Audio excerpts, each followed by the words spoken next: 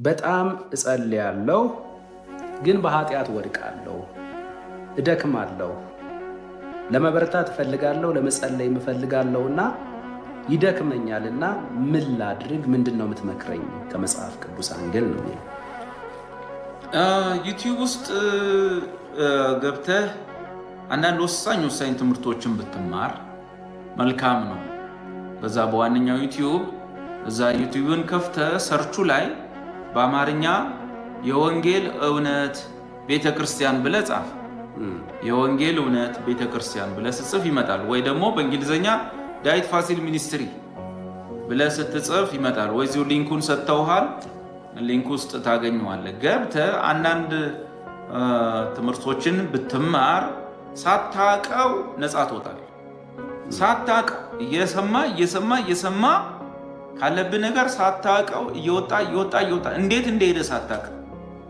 አንድ ነገር ልንገራችሁ፣ የዘላለምን ጥፋት የዘላለምን ፍርድ በራሳችን ጥረት ማስቀረት እንደማንችል ሁሉ የኃጢአትንም ኃይል በራሳችን ማስጣል አንችል። ጌታችን ኢየሱስ በመስቀል ላይ በሰራው የቤዛነት ሥራ ከኃጢአት አንጻር እነዚህን ሁለት ነገሮች ነው የሰራው።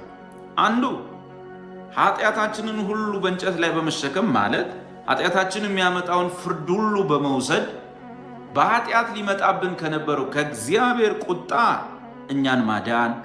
ሁለተኛው ደግሞ ከዚህ በኋላ ስንኖርም የኃጢአት ኃይል በእኛ ላይ እንዳይሰራ የኃጢአትን ኃይል መስበር ነው ስራው።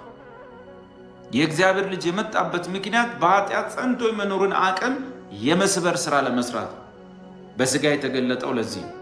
ስለዚህ ከእግዚአብሔር ዘንድ አንጻር ከፍርዱ፣ በዚህ ምድር ላይ ስንኖር ደግሞ ከኃጢአት ኃይልና ጉልበት ነፃ እንድንወጣ የሰራው ስራ እንጂ ከፍርድ ብቻ ድኖን ከኃጢአት ኃይል ነፃ ለመውጣት ራሳችሁ ታገሉ አላለንም።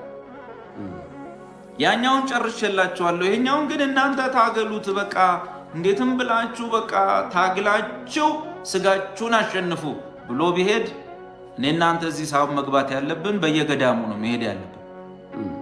አየህ፣ ለካ ከእግዚአብሔር አንጻር ያዳነን ጸጋ ከመኖርም አንጻር ከኃጢአት ኃይል የሚያድነን ያው ጸጋ ራሱ ነው።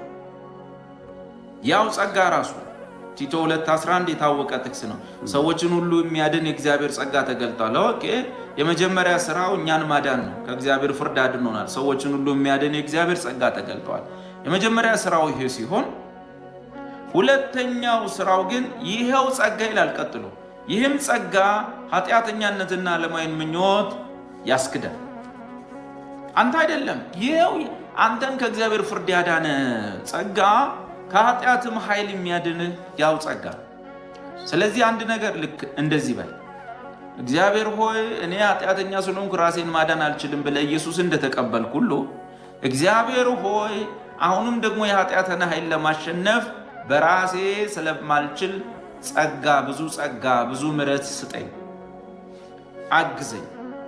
ከዛ በኋላ የኃጢአትን ኃይል የምትሰብርበት ሌላኛው ምስጢር የእግዚአብሔር ቃል እውቀት ነው።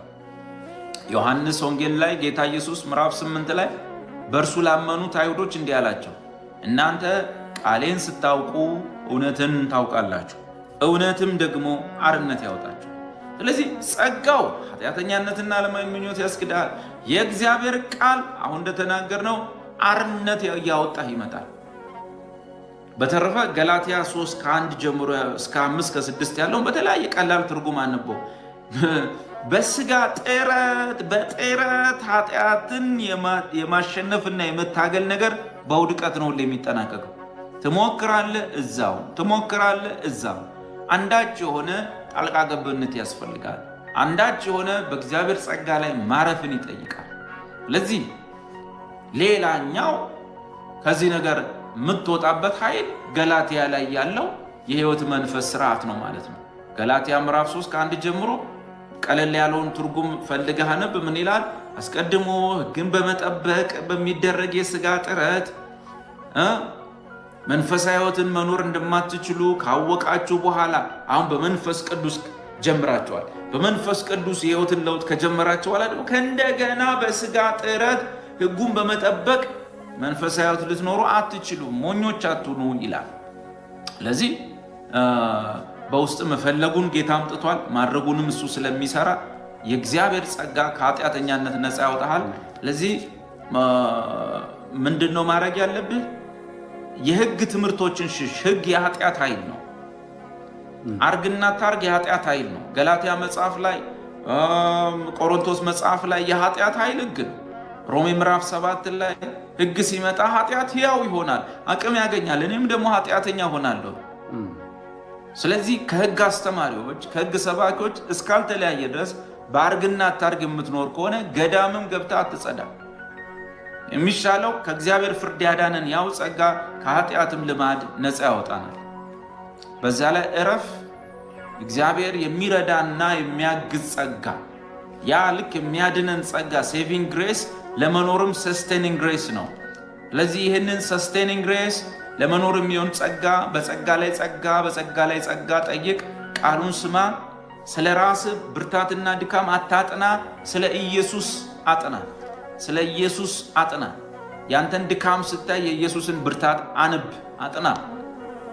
ያንተን ብርታት ሲሰማህ የኢየሱስን የመስቀል ድካም እሱን አንብ፣ አጥና። ያንተ ኃይል የሚወጣው ከኢየሱስ ድካም ውስጥ ነው። ማናቸውም በጎ ነገርን ስታገኝ ከእሱ የመስቀል ስቃይ እየተቀበልከው ነው።